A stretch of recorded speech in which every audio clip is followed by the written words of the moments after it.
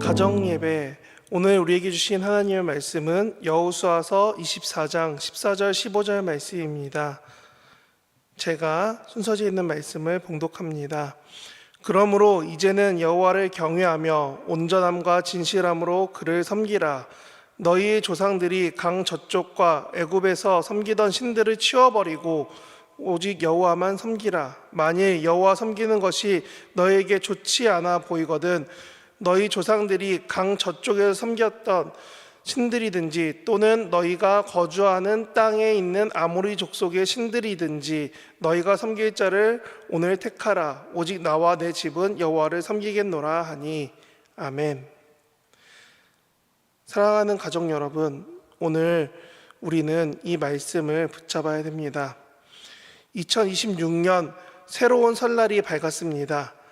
바쁜 일상을 뒤로하고 온 가족이 한자리에 모여서 하나님께 예배드리는 시간일 것입니다. 우리 인생에서 가장 복된 순간임을 우리는 믿습니다. 그렇기 때문에 26년을 새롭게 시작하는 이 설 명절에 우리가 한 가지 결단하기 바랍니다. 그것은 바로 우리가 온전한 신앙을 지켜가자라고 결단하기 바랍니다. 오늘 본문 여호수아 24장은 이스라엘의 위대한 지도자이자 110세의 나이로 하나님께 부름받기 직전에 24장의 이야기를 시작합니다. 모든 지파를 세겜에 모아놓고 그가 마지막으로 고백한 진실한 이야기가 여호수아 24장입니다. 그가 평생에 하나님과 동행하며 정말 말도 안 되는 가나안 정복을 행하며 불가능해 보이는 모세의 후계자로서 정말 너무 막막한 그 상황 가운데 하나님만 의지하던 그 사람이 인생의 마지막에 자기 자손들과 또한 남아있는 이스라엘 백성들을 모아서 말하는 겁니다. 뭐라고 하냐면 오늘 본문 읽었던 것처럼 오직 여호와만 섬기라 라고 말합니다. 그의 위대한 선언이 오늘 우리 가정 각자의 자리에서 결단되는 위대한 선언이 되기 바랍니다. 정말 이 선언을 위해선 우리는 세 가지 구체적인 내용들이 필요합니다. 첫째는 14절에 나오는 것입니다. 하나님을 섬길 때 어떻게 해야 되냐면 온전함과 진실함으로 섬겨야 합니다. 온전함은 히브리어로 흠이 없는 상태, 나누어지지 않은 마음을 말합니다. 진실함은 변함없이 신실하신 하나님의 성품을 닮은 진리를 말합니다. 하나님께서 우리에게 원하시는 것은 사실 대단한 업적은 아닙니다. 아니, 화려한 제사를 원하시는 것도 아닙니다. 우리의 마음이 세상과 하나님 사이에서 양다리 걸치지 않는, 나누어지지 않는 마음이 온전함이고요. 우리가 세상 가운데서 하나님의 신실하심을 붙잡고 살아가는 것이 진실한 마음이 된다는 겁니다. 우리의 신앙은 정말 진실하게 하나님만 붙잡는 온전한 신앙이 맞습니까? 사실 주일 아침에 와서 혹은 이렇게 예배하는 자리에서 하나님을 찾기는 너무나 쉽지만 우리의 삶에서 하나님을 월요일부터 토요일까지 하나님과 동행하는 삶을 살지 못할 때가 너무나 많이 있음을 고백해야 됩니다. 그래서 26년 올 한 해에는 우리 모인 가족들이 모두 하나님 앞에서 코람데오, 즉 하나님 면전에서 사는 삶을 실천하시기 바랍니다.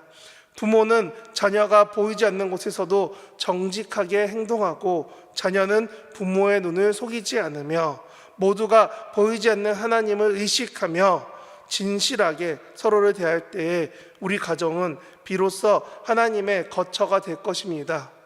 형식적으로 주일에 와서 예배드리는 것을 넘어서 우리의 삶 전체가 하나님께 드려지는 산 제사가 되기를 진심으로 소망합니다.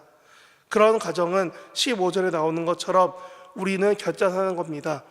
하나님을 섬길지 세상을 섬길지요. 여호수아는 말합니다. 너희가 섬길 자를 오늘 택하라. 이 말씀은 우리가 하나님을 믿는다고 하면서도 실제로는 온전하지 못하게 세상의 수많은 우상들에게 마음을 빼앗기고 있지 않는가 하고 돌아보게 말하는 겁니다. 여호수아 시대의 이스라엘 백성에게는 가나안의 풍요를 약속한다는 가나안의 신인 바알과 아세라가 있었습니다. 그러면 26년 오늘은 우리에게 어떤 우상이 있을까요?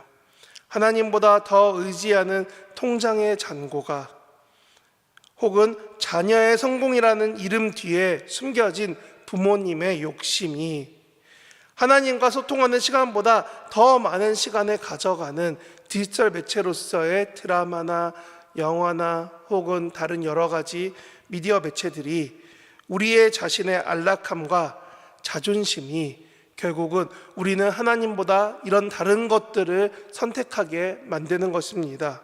그래서 여호수아는 말합니다. 너희가 오는 길에 만났던 신이든지 아니면 너희가 지금 만나게 될 신이든지 너희가 원하는 신을 선택하라고요. 우리는 현대판 우상들에게 둘러싸여서 혹시나 지배당하고 있지 않는지, 아니 혹시 두 마음이 나누어진 마음이 되지 않았는지 돌아보기 바랍니다. 우상은 단순히 나무나 돌로 만든 조각상이 아닙니다. 하나님보다 더 사랑하는 그 모든 것이 우상이 됩니다. 그렇기 때문에 여호수아는 그 중간에 둘 다 머뭇거리고 있는 그들에게 단호하게 말하는 겁니다. 하나님이냐 우상이냐 오늘 결정해라고요. 신앙은 어중간한 태도를 거부합니다. 우리 가정은 올 한 해 세상의 가치관과 하나님의 말씀이 충돌하는 그때마다 주저없이 하나님 편에 서기로 결단할 수 있는 가정이 되길 바랍니다. 손해보더라도 정직을 택하고 바쁘더라도 기도의 자리를 지키며 나 중심의 삶에서 하나님 중심의 삶으로 걸어가는 것, 결정하는 것, 우리의 우선순위를 분명히 할 때에, 선택을 분명히 할 때에 하나님의 일하심도 우리 삶에 분명히 나타날 것입니다. 마지막으로 여호수아는 역사의 길이 남을 위대한 고백을 합니다. 오직 나와 내 집은 여호와를 섬기겠노라 라고요. 이 고백이 놀라운 이유는 그가 백성들의 선택과 전혀 상관없이 자신과 자신의 가문을 먼저 하나님 섬기겠다고 선언했기 때문입니다. 이스라엘의 최소한 지도자들이 혹은 이스라엘의 모든 백성이 세겜 땅에 모여있는 그 한가운데에 말하는 여호수아가 말하는 겁니다. 나와 내 집은 여호와를 섬기겠노라. 이스라엘의 지도자였지만 동시에 한 가정의 가장으로서 영적인 책임을 통감하면서 말했다는 겁니다. 사랑하는 성도 여러분, 우리 가문의 가장 큰 자산은 무엇입니까? 혹시 지금 살고 있는 혹은 살게 될 아파트입니까? 아니면 높은 학벌입니까? 사실 이렇게 세상에서 말하는 자산들은 잠시 머물러 있는 이 인간 땅에서 있는 것들이고, 그래서 성경은 말합니다. 사라지는 안개와 같다고요. 우리가 자녀들에게 물려줄 가장 귀한 것이 자산일 수도 있지만 더 귀대한 유산은 오직 여호와를 경외하는 믿음뿐이라는 것을 기억하십시오. 이 믿음의 전수는 말로만 이루어지지 않습니다. 부모가 고난의 폭풍 속에서도 하나님을 신뢰하며 무릎 꿇는 모습을 보일 때 자녀들은 하나님이 살아계심을 배울 수밖에 없게 됩니다. 형제들이 서로의 허물을 덮어주고 사랑으로 연합될 때 세상은 우리 가정을 통해서, 각자의 가정을 통해서 하나님의 나라를 볼 수밖에 없게 됩니다.